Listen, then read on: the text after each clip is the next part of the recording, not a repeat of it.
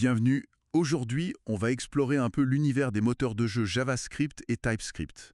On s'appuie sur une analyse assez récente, là, des options pour 2025. L'idée, c'est vraiment de donner un aperçu pour y voir plus clair, que ce soit juste par curiosité ou alors si on cherche un outil précis. Oui, c'est un domaine qui est très dynamique en fait. L'écosystème JavaScript TypeScript est super large. On trouve de tout. Des moteurs très complets avec éditeurs intégrés, un peu comme les gros moteurs connus, mais aussi des frameworks plus souples ou juste des bibliothèques graphiques hyper spécialisées. Sans oublier bien sûr les outils pour les débutants ou même le sans-code.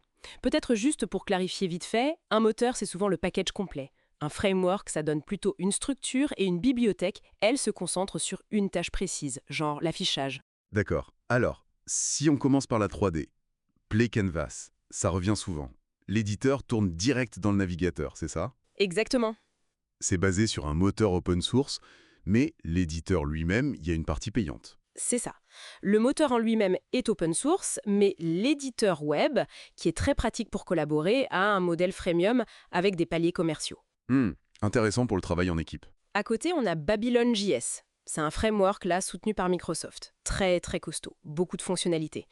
Il n'a pas encore son propre éditeur dédié, mais il s'intègre avec des outils comme Blender. Ah oui. Ça montre bien la maturité de la 3D sur le web maintenant. Franchement, la puissance qu'on a dans un simple navigateur, c'est assez bluffant. On a fait du chemin. Et l'analyse mentionne aussi Cocos Creator. Lui, il s'installe sur l'ordi, c'est pas web. Tout à fait. Cocos Creator, c'est une expérience plus proche de Unity, on va dire, mais en utilisant TypeScript ou JavaScript. Assez populaire en Asie, oui. D'accord. Et puis, impossible de parler de 3D Web sans parler de 3JS. Ah oui, l'incontournable. Exactement. Mais attention, ce n'est pas un moteur de jeu complet, avec éditeur et tout le tralala. C'est une bibliothèque graphique 3D, mais elle est juste fondamentale. Tellement d'autres projets sont bâtis dessus. Elle sert de base en quelque sorte. Voilà, ça donne une liberté énorme pour créer des expériences 3D vraiment sur mesure, ou même ses propres outils par-dessus. Et alors là, ça devient super intéressant. L'analyse parle de Godot.js. C'est une extension pour utiliser GS ou TS dans Godot Engine. Oui, Créer des ponts comme ça entre les écosystèmes, c'est assez révélateur, non? Qu'est-ce que ça implique concrètement? c'est très significatif, ouais. Ça veut dire qu'on ouvre potentiellement un moteur aussi complet et mature que Godot à toute la communauté des développeurs web. Des gens qui n'auraient peut-être pas fait le saut vers GDScript ou C#. Ça montre vraiment une tendance à l'interopérabilité, à faire communiquer les mondes. D'accord. Passons à la 2D. Là aussi, l'offre a l'air vaste. Phaser est souvent cité comme le leader. Très complet, et il a récupéré un éditeur qui était un projet tiers avant, c'est ça? Oui, exactement. Phaser est une référence historique, très solide, avec une communauté énorme. L'éditeur, Phaser Éditeur 2D, est maintenant bien intégré. Est-ce que le fait qu'il soit en JavaScript pur à la base, c'est encore un avantage, ou est-ce que des alternatives qui misent sur TypeScript dès le départ gagnent du terrain? C'est une bonne question. Phaser reste très pertinent, mais c'est vrai que la popularité de TypeScript fait émerger des alternatives comme Excalibur.js. Excalibur.js a été conçu dès le départ avec TypeScript en tête. Ça peut séduire pour des gros projets où la robustesse du typage est en plus. Donc, une option TypeScript first. Voilà. Mais ce qui frappe surtout un 2D, c'est la variété des approches. On a des outils comme JDevelop ou Construct 3. Ah oui, plus visuel cela. Exactement. Ils mettent l'accent sur le sans-code, le développement visuel. Mais, et c'est important, ils permettent quand même d'étendre les possibilités avec du JavaScript si on atteint les limites du visuel. Ça démocratise vraiment la création de jeux. Ça la rend plus accessible. Et pour les grands débutants, alors? Pour ceux qui commencent vraiment de zéro? L'analyse pointe quelques pistes intéressantes. Il y a MicroStudio, par exemple. C'est une plateforme assez sympa qui supporte JS, mais aussi Python, Lua et même un langage simplifié maison. Hmm.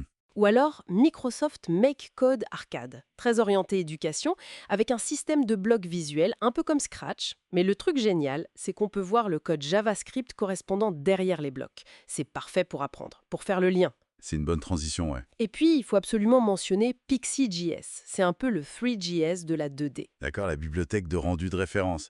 Exactement. C'est une bibliothèque de rendu 2D hyper performante, optimisée pour WebGL. D'ailleurs, Phaser l'utilise sous le capot.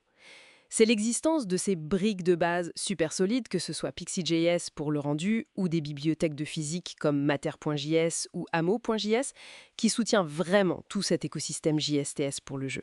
Bon, alors si on essaye de résumer un peu tout ça, L'univers JavaScript, TypeScript pour faire des jeux en 2025, c'est riche, quoi. Très varié. C'est exactement ça. C'est riche, c'est varié. Il y a des solutions pour quasiment tous les scénarios.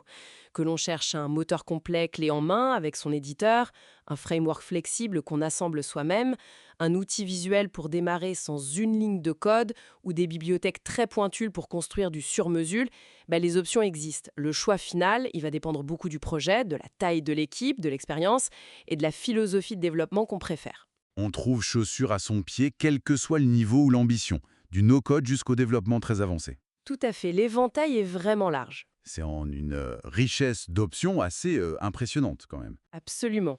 Et ça soulève une réflexion intéressante, peut-être pour finir. Avec ces outils web qui deviennent si puissants, si complets, capables de gérer des expériences interactives vraiment complexes, où est-ce qu'on situe la frontière aujourd'hui entre le développement d'une application web, disons, riche, et la création d'un jeu vidéo? Hmm, bonne question. C'est une zone qui devient de plus en plus floue et ça pourrait bien influencer les choix technologiques qu'on fera demain. Une piste à méditer.